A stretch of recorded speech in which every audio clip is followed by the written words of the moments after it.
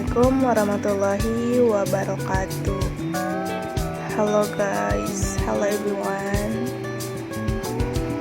We are from group ESP, and the first I want to introduce our group, and the first is Balqis Qonita, and beside me is Novi Yanti, and beside her Sabila Kamalia. And me, Tiara Dwi Lestari, and we want to explain about ESP. And in ESP we have two parts. In ESP, the first is EOP and EAP. So guys, in our video we want to explain about ESP, EOP and EAP, and I want to explain about reading. The first is me, Tiara Lestari. I want to explain about EAP and EOP, and my friends Balqis Qonita. She's wanna explain about ESP, and me, Tiara Dwi Lestari.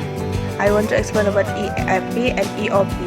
And Novi Yanti, she's wanna explain about reading, and Sabila Kamalia, she's wanna explain about reading too. Alright guys, I hope you can pay attention to our video, and I hope you understand what we have explained it. And I hope you enjoy to watch our video and happy and enjoy this video guys. And I say thank you. Stay tuned guys. Hello guys, I want to explain about ESP, English for Specific Purpose. So, ESP is an approach to English language teaching that focus on the specific communication needs of particular student or professional group. ESP is divided into two main branches. Number 1, English for academic purpose EAP. Number 2, and English for occupational purpose EOP.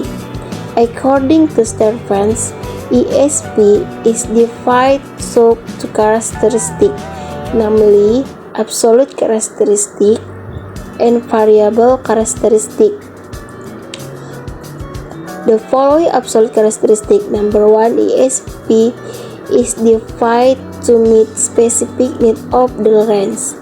Number 2, ESP make use of underlying methodology and activities of the discipline in service. Number 3, ESP is centered on the language appropriate to these activities in terms of grammar, lexis, discourse, semantic, and so on, and analysis of the discourse. Number 4, in contrast with general English. Variable characteristic. Number 1, restrict as to the language skill to be learned. Number 2, also according to any pre-ordained methodology. Number 3, ESP may be read to or designed for specific discipline. Okay, thank you. Bye bye guys. I'm Tiara Lestari, and I want to explain about EAP and EOP.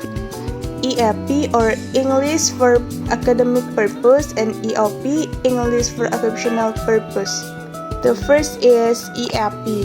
EAP is the branch of EOP that focus on teaching English for academic purpose, such as preparation for studies at an English-speaking university or college. Characteristic variable of EAP. The first is context of use, academic environments such as university, college, or other educational institutions. And the second is skill emphasis. We have reading, writing, listening, speaking, and other academic skills such as taking notes, making reference, and presenting. And the three is materials. academic texts, research journal, papers, textbooks, academic research.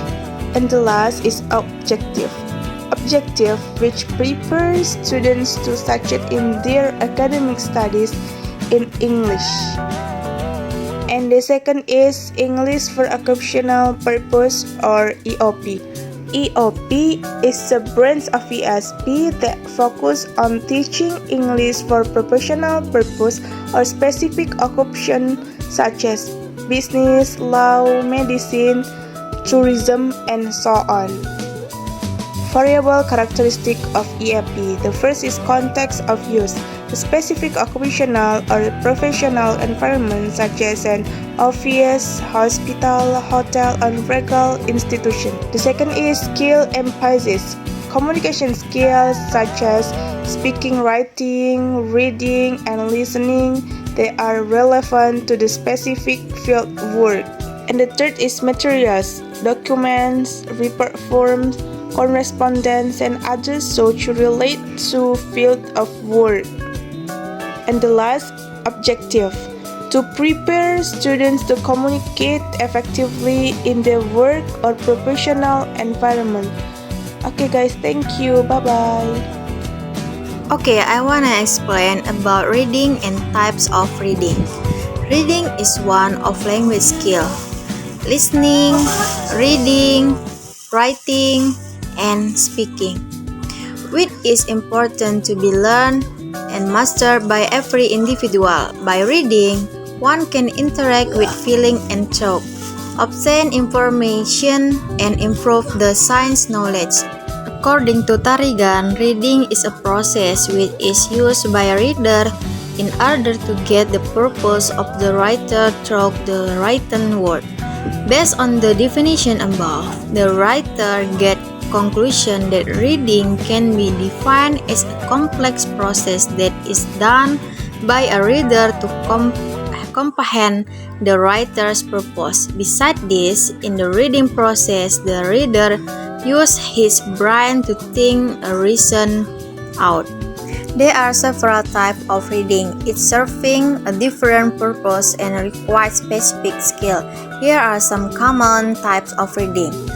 First is intensive reading. Intensive reading involves reading a text carefully and thoroughly to understand the detail, analyze the context, and extract different meaning. It is often used for academic study or when detailed comprehension is required. 2 is extensive reading. Extensive reading involves reading longer texts or multiple texts to guide a broad understanding of a topic. It focuses on overall comprehension and is often used for pleasure reading or to build vocabulary. Number 3 is critical reading.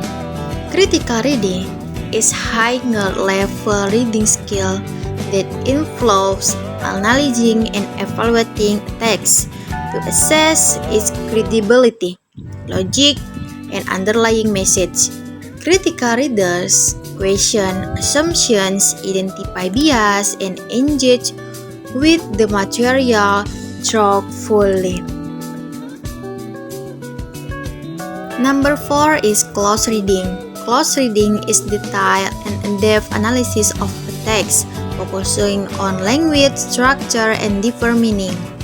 Close reader pay attention to nouns, symbolism, and literally device to uncover layer of meaning. Next is recreational reading. Recreational reading, also known as leisure reading, involves reading for pleasure and enjoyment. It includes reading fiction, non-fiction, poetry, other genre, story for entertainment. 5 is academic reading. Academic reading involves reading scholarly article, textbook, research paper, and other academic material for educational purpose. It requires critical thinking, analysis, and comprehension of complex idea. 6. Technical reading. Technical reading involves reading technical documents, manual, instruction, and report that contain specialist information. It requires understanding technical terminology and concept. 7 is active reading. Active reading is an approach that involves engaging with the text by asking questions, making connections, and reflecting on the content. Active readers interact with the material to enhance comprehension and retention.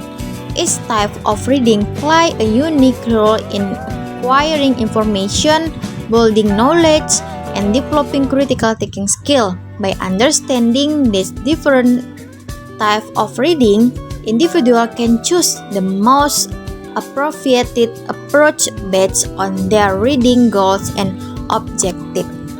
Here, I want to explain about the techniques of reading. There are various reading techniques and strategies that individuals can use to enhance their reading comprehension. And here are some effective reading techniques. The first is previewing. Before reading a text, preview the headings, subheadings, and visuals to get an overview of the content. This helps set the context and provides a roadmap for understanding the material. The second one is skimming. Skimming involves quickly reading through the text to identify the main idea, key points, and overall structure. Skimming is useful for getting a general sense of the content without the reading every word. The third is scanning. Scanning is a technique used to locate specific information quickly. Scan the text for keywords, dates, names, or other details or interest without reading every word in detail. Number 4 is active reading. Engage with the text actively by asking questions, making predictions, and connecting new information to prior knowledge. Actively interacting with the text enhances comprehension and retention. 5 is annotating. Take notes, underline key points, and mark important facets in the text. Annotating helps you engage with the material, identify important information, and review key points later. Number 6 is summarizing. After reading a section or the entire text, summarize the main idea, key points, and argument in your own words. Summarizing helps reinforce understanding and retention of the material. Number 6 is visualization. Create mental images or visual representation of the information as you read. Visualizing concepts and ideas can aid in comprehension and memory recall. Number 8 is questioning. Ask yourself questions about the text as you read, such as, what is the main idea? Or how does this relate to what already known?